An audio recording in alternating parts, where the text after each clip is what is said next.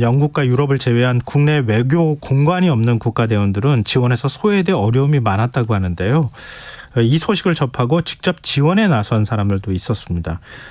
그 한 분 연결해서 어떤 인연으로 이들을 돕게 됐는지, 직접 지켜본 대원들의 상황은 어땠는지 얘기 나눠보도록 하겠습니다. 최미영 용인 딸기 어린이집 원장 연결돼 있습니다. 안녕하십니까? 네, 안녕하세요. 네.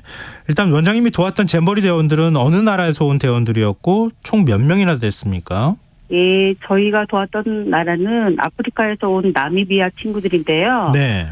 대원들 21명과 그리고 인솔하시는 선생님들 7명 포함해서 총 28명 계셨거든요.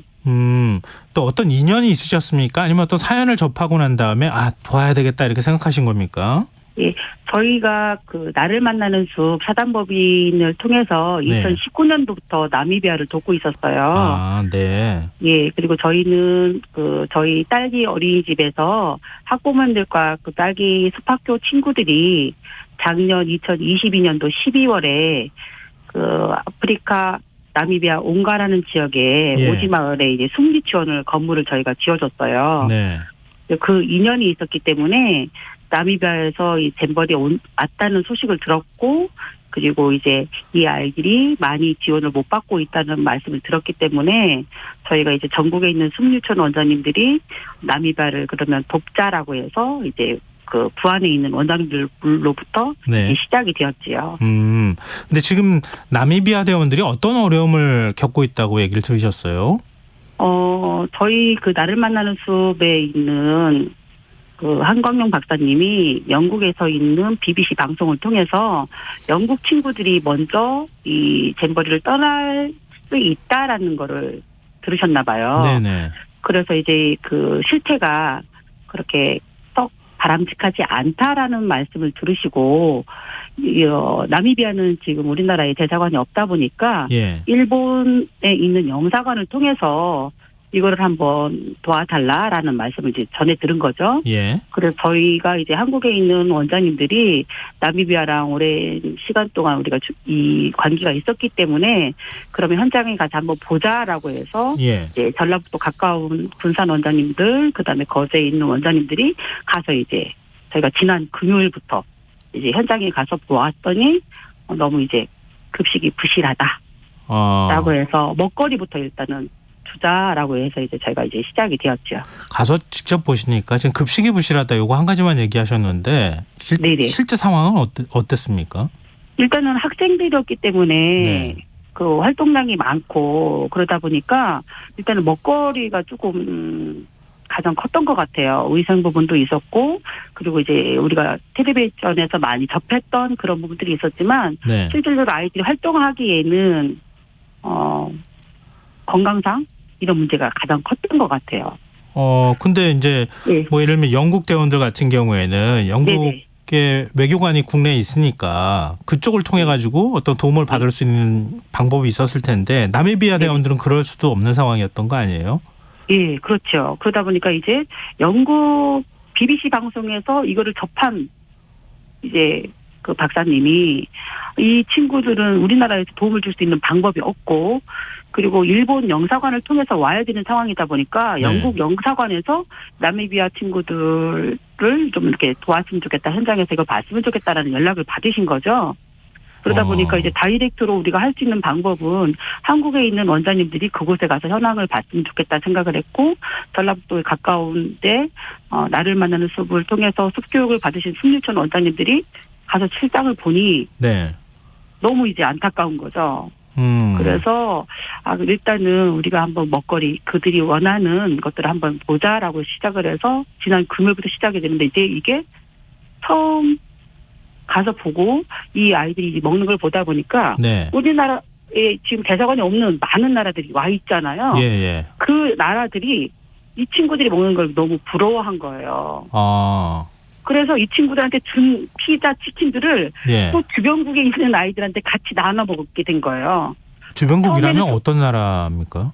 우리가 많이 생소하지 않게 들었던 나라들이거든요. 그래서 무슨 서인조 제도 같은. 예. 그런 나라들을 아예 그냥 구체적으로 얘기를 했는데 제가 지금 잘 기억이 안 나는, 저도 생소한 나라 단어들이 너무 어려운 그런 나들 친구들이 이 친구들이 먹는 걸 보고 너무 신기하니까 와서 하다 보니까 우리가 준 게 이 나미비아뿐 아니라 네. 그 주변국 소수에 있는 운 나라들, 대사관이 없는 나라들, 네네. 보호를 못 받는 나라들, 그 친구들이 오다 보니까 더 줘야겠다는 생각이 들어서 이제 이 나라를 통해서 두 나라, 세 나라 이렇게 점차로 나눠 먹게 된 거죠. 그 양이 점차로 매일같이 늘어나게 되더라고요.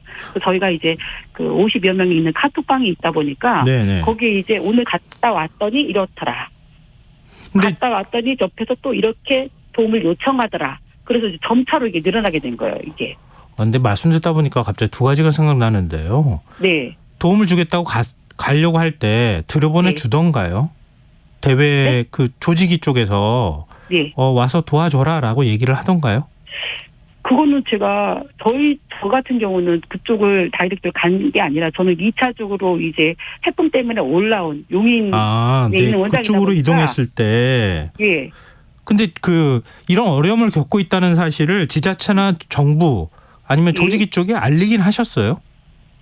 충분히 그랬을 것 같아요. 왜냐하면 제가 우리 단톡방에 있는 카톡에 있는 사진들 네. 원장들이 갖다 어떤 게 필요하냐고 물어봤고 과일 같은 거 그다음에 치킨 같은 거 그리고 나미비아 같은 경우는 육류를 주로 많이 먹는 나라예요. 예. 그 고기가 제일 이렇게 돼야 되는데 그런 것들을 많이 못 먹다 보니까 아무래도 이 아이들 입장에서는 너무 이제 배가 고픈 거죠. 예.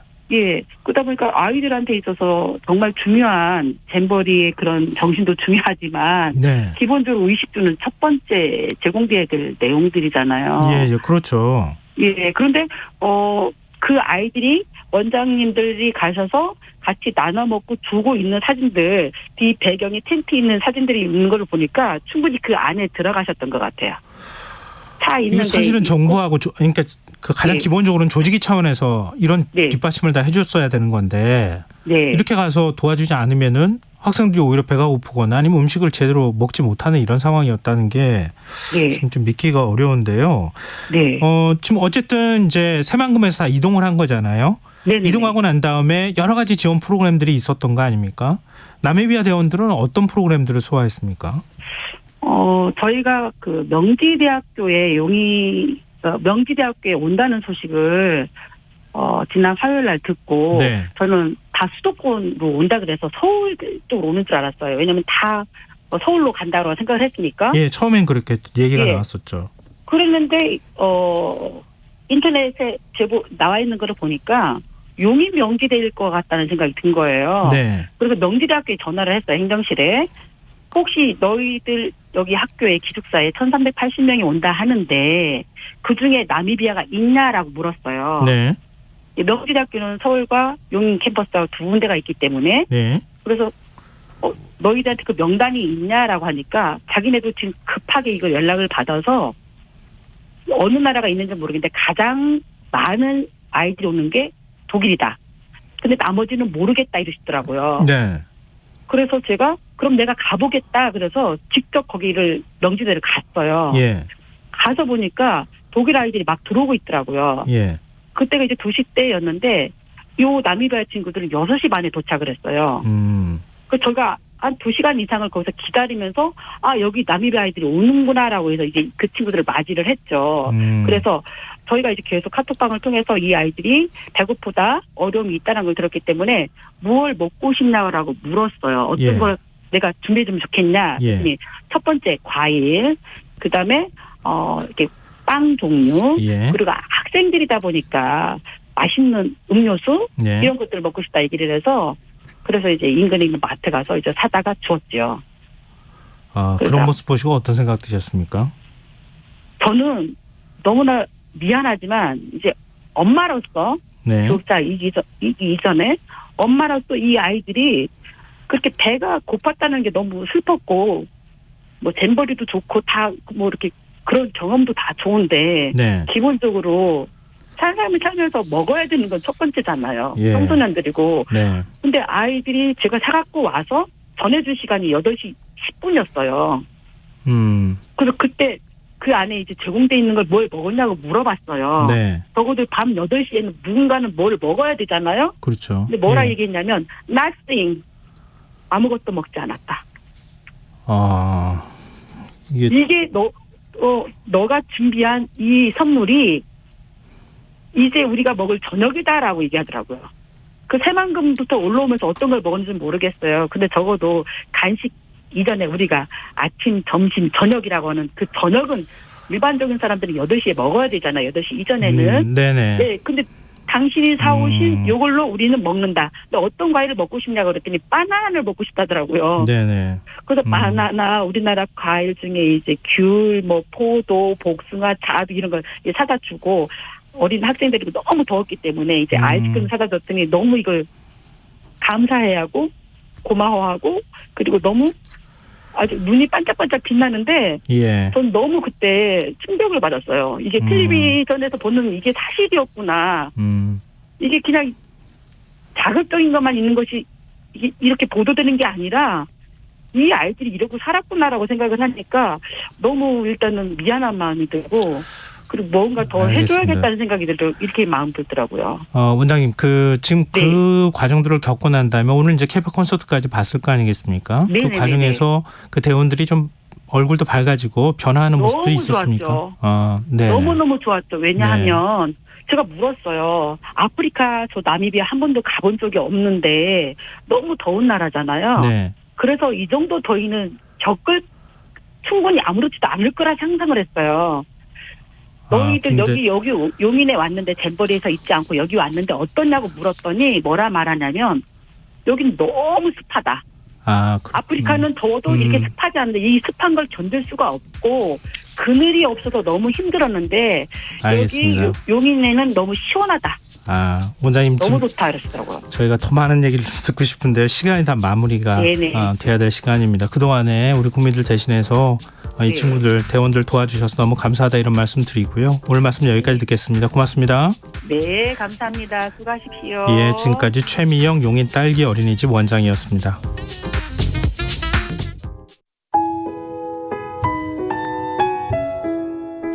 청취자 여러분, 위기 가정을 찾아주세요. 어려운 경제 상황 속에서 긴급한 경제적 지원이 필요한데도 복지 사각지대에 놓여 있어 아무런 지원도 받지 못하고 극한 상황으로 내몰리고 있는 위기 가정이 늘고 있습니다. KBS 강태원 복지재단에서는 사회 안전망에서 벗어나 위기에 처해 있는 가정을 발굴해 긴급 지원하는 사업을 진행합니다. 여러분 주위에 스스로의 힘만으로는 도저히 일어설 수 없는 힘든 이웃이 혹시 있는지 찾아봐 주세요. 우리 사회의 건강한 구성원으로 신속히 복귀할 수 있도록 KBS 강태원 복지재단이 작은 힘을 보태겠습니다. 여러분의 제보 전화를 기다립니다. KBS 강태원 복지재단 제보 전화 1533-0900, 1533-0900입니다.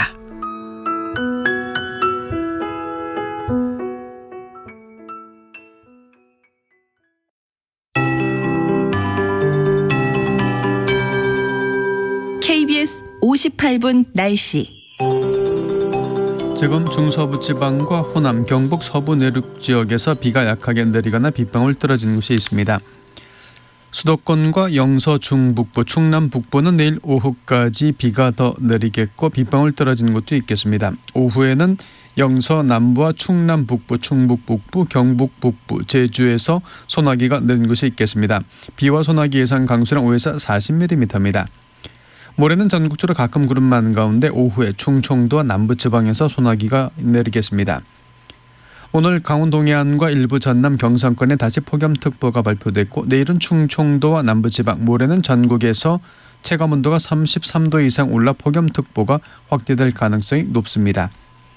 내일 아침경 서울, 광주 23도, 부산 25도, 제주 26도가 예상입니다. 당분간 서해안과 남해안, 제주도에는 열대가 나타나는 곳이 있겠습니다. 낮 기온은 대구 32도, 대전, 부산, 울산, 제주 31도, 세종, 광주 30도, 서울, 인천 29도가 예상입니다. 미세먼지 농도는 전국적으로 좋음이나 보통으로 예상입니다. 서울지방 현재 기온 24.1도, 습도 90%, 오늘 강수량 46.7mm입니다. KBS 58분 날씨 전건배입니다.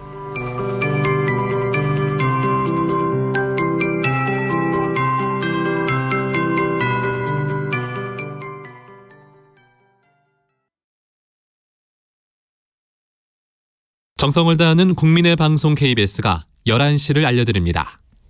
AM 711kHz, FM 97.3MHz, KBS 1라디오입니다. HLKA.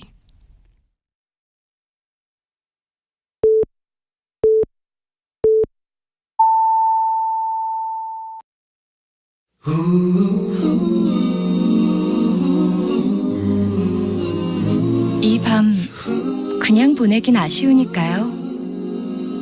당신의 하루의 끝까지 야무지게 채워드립니다. 당신의 지식 충전소 김성환의 시사야.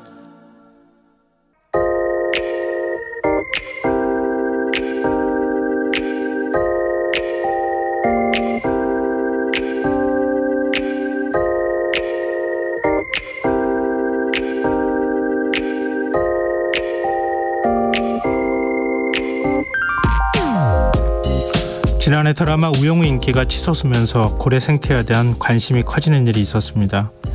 지구에서 가장 덩치 큰 동물이지만 아직까지 생태의 상당 부분이 신비에 쌓여있는 고래. 어쩌면 그게 사람들의 호기심을 더 자극했는지도 모르겠습니다.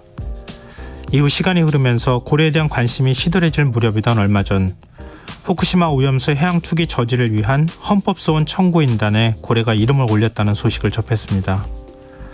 청구인단 측은 그 이유를 이렇게 설명하고 있더군요. 단지 환경보호의 대상이 아니라 생태계의 구성원으로서 동물들이 받을 고통과 피해를 대표하기 위해 고래를 원고인단에 포함했다. 동물을 권리보호 주체로 볼 수 있느냐, 이 문제는 별개로 하더라도 단숨에 저를 사로잡은 건 고래가 해양 생태 운동의 출발점이 된 특별한 사연 때문이었습니다.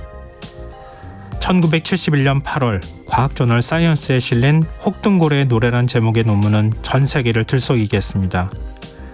미국 해양 포유류 학자인 로저 페인과 그의 부인 케이티 페인이 혹등고래가 잊을 수 없는 노래를 부른다는 사실을 처음으로 밝혀낸 겁니다. 페인 부부가 고래의 소리를 담아 발표한 LP 음반은 곧 빌보드 200 차트에 진입했고 대중가수들은 앞다퉈 고래의 노래를 섞어 음반을 내기 시작했습니다. 그리고 이 음반과 논문은 70년대 고래 구하기 운동을 촉발하는 데 크게 기여했죠. 고래의 울음소리가 대체 어떻게 이렇게 큰 반향이 있었던 것일까? 고래의 소리를 처음 포착한 건 소련 잠수함의 소리를 듣기 위해 수중 청음 초소를 설치한 미국 해군이었습니다. 음향 감시 시스템을 통해 엄청난 양의 해양 소음을 탐지했는데 피아노의 가장 낮은 건반보다 한 옥타브 낮은 극저 주파수를 가진 수수께끼 같은 소리가 포함되어 있었고 이 윙윙거리는 소리의 주인공은 혹등고래와 창고래였습니다. 페인이 이 소리가 얼마나 퍼지는지 계산했더니 놀랍게도 2만 킬로미터였습니다. 고래는 왜 지구바다 전체에 울려 퍼질 만큼 큰 소리로 우는 걸까? 연구자들은 먹이가 많은 지역을 알려주거나 위험을 경고하는지도 모른다고 추측만 하고 있다는데요. 만약 그 신비를 풀 수 있다면 오염수가 위험한지 안전한지 고래의 울음소리를 해독하면 알 수도 있지 않을까요? 지금까지 오늘의 발견이었습니다.